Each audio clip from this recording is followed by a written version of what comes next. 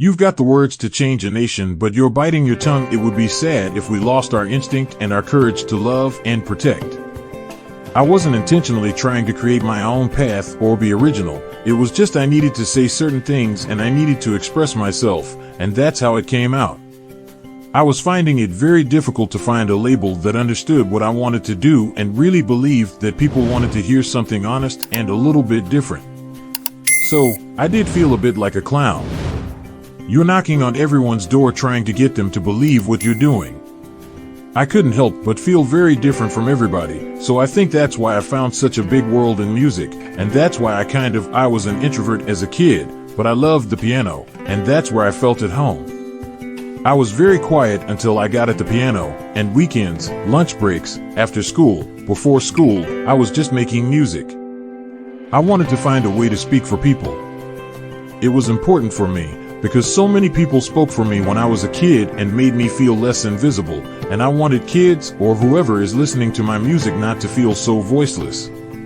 Sometimes you feel like a very small drop in this huge ocean. I always wanted to be a musician from when I was a kid.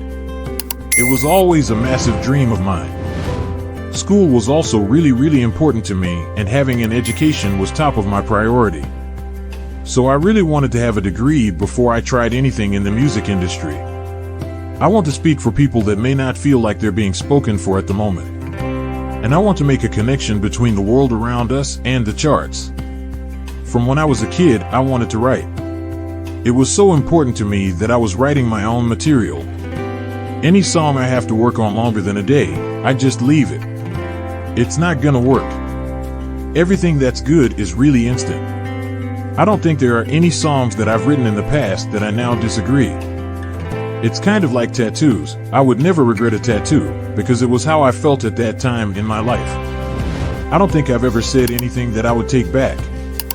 So far, so good. I would probably change the music, or change how I sing it, maybe do it a little bit cooler, or a bit more grown up. But I don't think that there are any lyrics that I regret.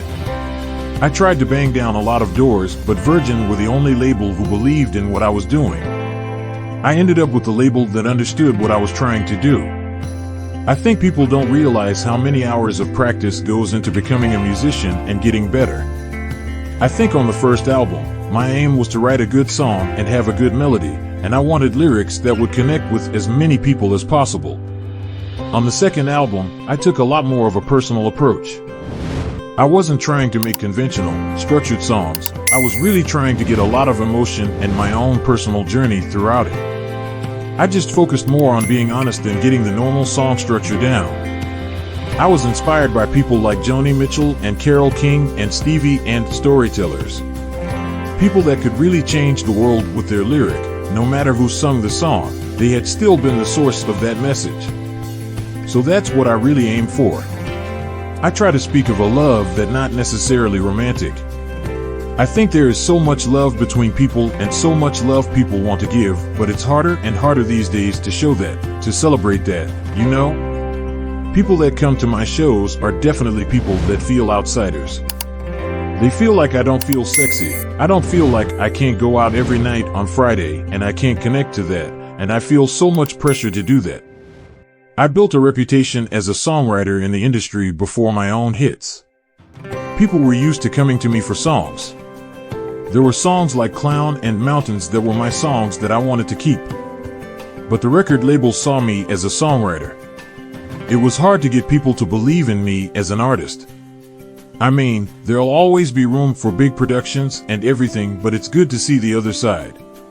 I wanted to make an album that melodically people can connect to, something that reflects our times and the kinds of difficulties we face.